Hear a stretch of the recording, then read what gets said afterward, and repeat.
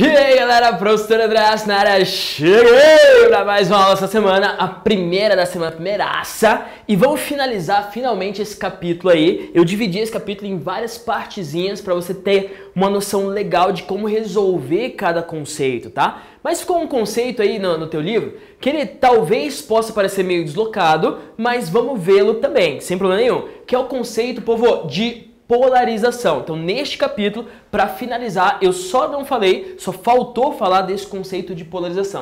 E a ideia de polarização é um fenômeno óptico ou ondulatório, que é o seguinte, olha só, é uma doideira, isso aqui é muito massa, presta atenção. Ó, numa lâmpada, quando você acende aí a lâmpada da tua casa, ela emite luz para tudo que é lado, certo? E essa luz pode ter planos de vibrações diferentes. Professor, pera aí que você falou difícil agora, professor. Pera aí. Tá, é assim, ó. A luz é onda transversal, é assim, ó. Isso é a luz. Só que os raiozinhos de luz que vêm do sol ou que vêm de uma lâmpada, elas podem vibrar assim, ou elas podem vibrar assim, ou elas podem vibrar assim, ó. Sacou? Em vários planos de vibração. Cada raiozinho, inclusive, pode vibrar em um plano de vibração, sacou? Beleza.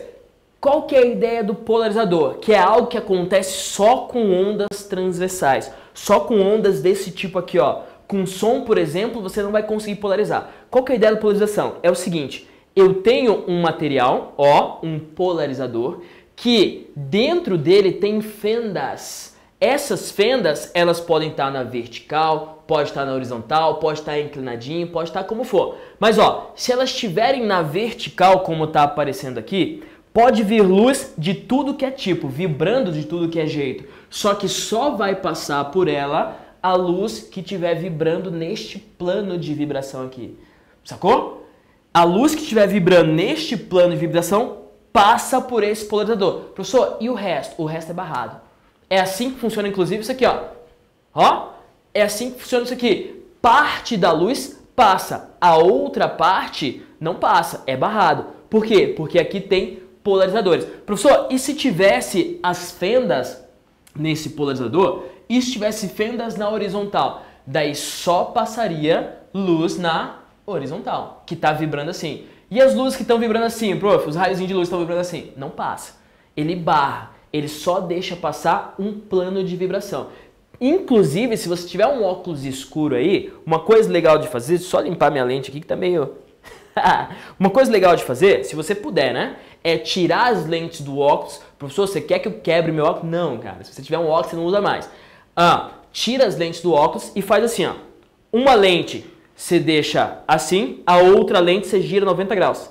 E coloca uma na frente da outra. Quando você fizer isso, vai acontecer exatamente isso que está na tela aqui, ó. Vai acontecer. Você colocou uma com as fendas na vertical, ou seja, só vai passar luz vibrando nesse estilo. E daí, só luz vibrando nesse estilo vai chegar em fendas horizontais, ou seja, não vai conseguir passar. Aqui não vai passar nada. Se você colocar duas lentes polarizadas, tá?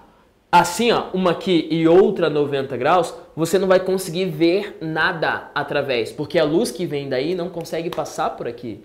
Sacou a ideia? Isso é um experimento super interessante. Isso é polarização. Só teoria, tranquilinha, fácil e acabou. Beleza? Professor, aonde que eu uso isso no meu cotidiano? Pasme. Você usa isso no cinema 3D. Nossa, peraí, não entendi. Assim, o cinema 3D, quando você vai lá assistir, por exemplo, Avengers. Você foi assistir o Avengers? Legal pra caramba, meu, que épico. Que final épico. Enfim, você vai assistir lá o Avengers e daí você chega no cinema, você olha pra tela, a tela tá meio borrada, né? Tá meio estranha lá. Daí você coloca um óculosinho, né? Que antes esse óculos eram duas lentes assim, uma vermelha e uma azul. Né? Antigamente, assim, talvez você nem tenha pego esse tempo aí. Beleza, mas agora é um óculos tipo escuro. E daí você coloca o óculos e você consegue ver 3D a tela, meu. Consegue ver profundidade numa tela 2D. Isso é muito massa. Agora, como funciona esse negócio?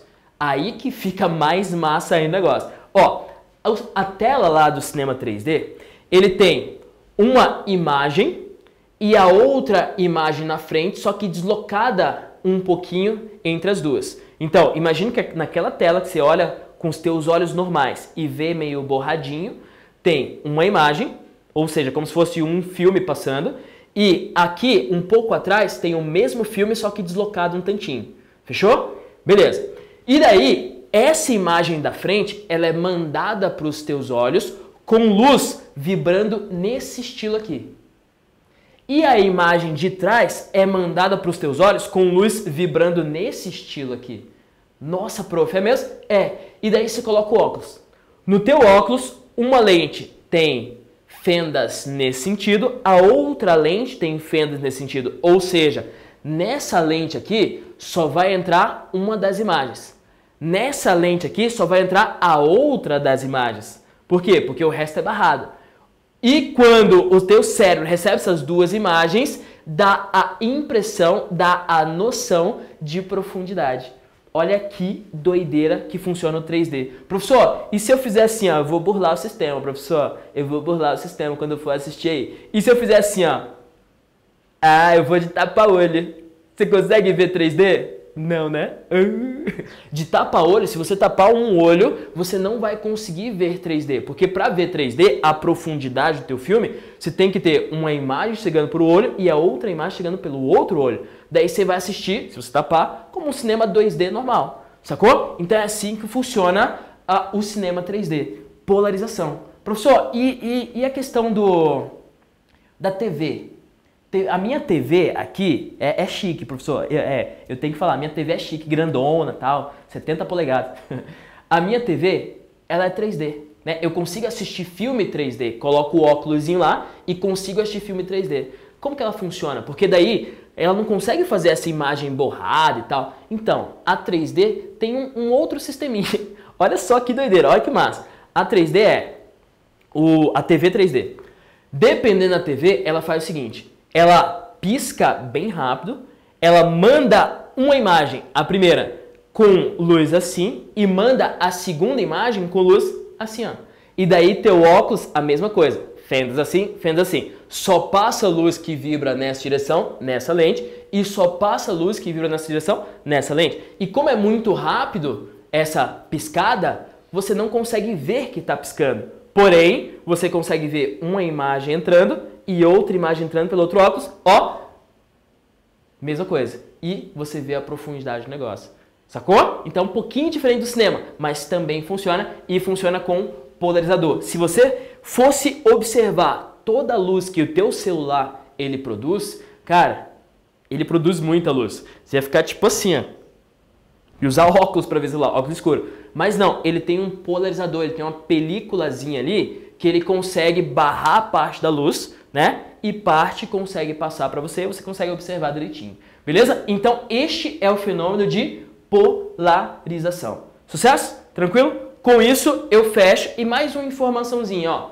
Uma informaçãozinha é essa informação aqui, ângulo de Brewster. Só, nada demais, povo. Mas como tem no teu livro, eu vou falar. O ângulo de Brewster, esse cara, ele descobriu o seguinte. Ele descobriu que a gente consegue polarizar luz por reflexão. Então eu não preciso que tenha um polarizador. A gente consegue polarizar luz por reflexão. Por isso, inclusive, eu já falo o exemplo. Mas ó, polarizar luz por reflexão só acontece no seguinte. A luz vem vibrando de várias maneiras diferentes e ela vai refletir neste meio aqui, beleza? Quando ela refletir e este ângulo de reflexão, este ângulo aqui, ó, este ângulo aqui, fizer 90 graus com o ângulo de refração, só quando isso acontece polarização desse raio refletido. Vou falar de novo. Então vem luz do sol, por exemplo, e bate em algum lugar, parte da luz ela reflete, parte ela refrata. Se este ângulo entre o que reflete e o que refrata for 90 graus, tem que ser 90 graus. Daí, essa luz aqui, ela é polarizada, ela virou polarizada. Onde que a gente usa isso no nosso cotidiano? Óculos de quem vai esquiar na neve, de quem é montanhista, ele é um pouquinho diferente. Ele é um pouquinho diferente por quê? Porque já tem bastante luz. E a neve, ela reflete muita luz. Só que quando a neve reflete a luz, ela reflete muitas vezes luz polarizada. que a gente faz? A gente coloca um polarizador ali no óculos para que essa luz que é refletida, a gente não consiga enxergar. Ela bate ali e não passa, sacou? Então é uma luz anti-reflexo, pode ser.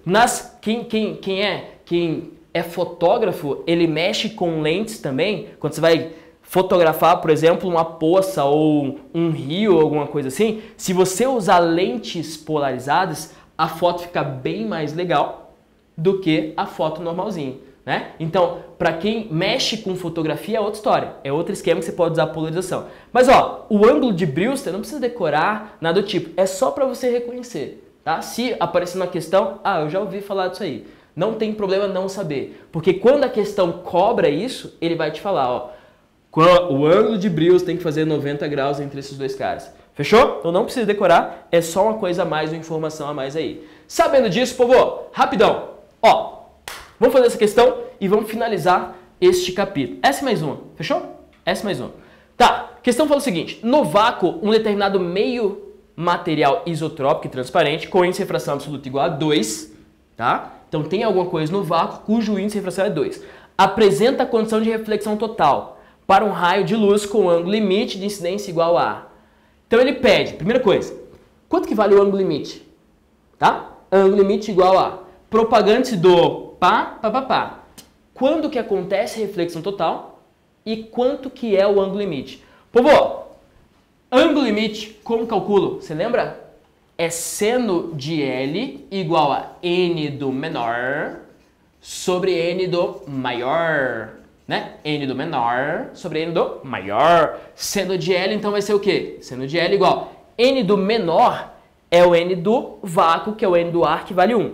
Né? Essa aí você já sabe. E N do maior é 2. Então fica 1 sobre 2. Quanto que é o ângulo limite, então? 1 sobre 2. O ângulo cujo seno é meio, 30. Então L igual a 30 graus. Então, ângulo limite para essa questão, 30 graus. Ó, ficou entre essas duas alternativas aí. E para acontecer a reflexão total que ele fala, a luz tem que ir do meio mais para o meio menos. Mame, fácil? Então é do material para o vácuo. Letra A. Show? Então essa questão, fechou? Complementares, questão 8 do teu livro. Estou fazendo mais. E a última questão para finalizar este capítulo é essa aqui, ó. Questão 7 dos complementares. Teoria. Só para você entender o mesmo que a gente está falando aí. Uma fibra óptica, a gente já explicou aqui, já sabe tudo, é um filamento flexível, transparente, cilíndrico, que possui uma estrutura simples composta por um núcleo de vidro, por onde a luz se propaga, e uma casca de vidro. É um núcleo e uma casca. Tá, ambos com índice de refração diferentes. Beleza. Um feixe de luz monocromático, cromo-cor. Tá. Que se propaga no interior do núcleo, sofre reflexão total na superfície de separação entre núcleo e a casca, segundo um ângulo de incidência alfa, conforme representado no desenho a seguir. Corte longitudinal da fibra. Olha para cá rapidinho. Ó, eu tenho aqui no meio o núcleo e eu tenho aqui a casca. O núcleo tem índice de refração maior do que a casca. Mame, faixa. Quando eu jogo isso aqui com um ângulo maior que o ângulo limite, ele vai bater aqui e vai voltar. Bate, volta, bate, volta. Reflexão total. Show? Tá. E aí, com relação à reflexão total mencionada, são feitas as afirmativas a seguir. 1. O feixe luminoso propaga-se do meio menos para o meio mais. Não. Reflexão total tem que ser do meio mais para o meio menos, tá? Mame, fácil? Então, A1 tá errado. A2. Para que ela ocorra, reflexão total, né? O ângulo de incidência alfa deve ser inferior ao ângulo limite. Tem que ser superior ao ângulo limite. Se fosse inferior ao ângulo limite, ela passaria por refração. Então, 2 errado. 3. O ângulo limite da superfície de separação entre o núcleo e a casca depende do índice de refração do núcleo e da casca. Ângulo limite depende do índice de refração dos dois, né? Sucesso. Tranquilovski. Beleza. Então a 3 correta. E a 4. O feixe luminoso não sofre refração na superfície de separação entre o núcleo e a casca. Por isso que é chamado de reflexão total, né? Porque tudo reflete. Confere? Então, ó, 3 e 4, perfeito. Letra B é a resposta. Questão 7 dos complementares. Bum! Feita. Fechou? Sabendo disso, povo, acabou. Este capítulo já era. Acabou. Próxima aula, daí a gente começa outros conteúdos. Show? Beleza? Professor André Asca por aqui. Destrua esse capítulo, faça o máximo que der das questões, tá? E até a próxima. Tchau!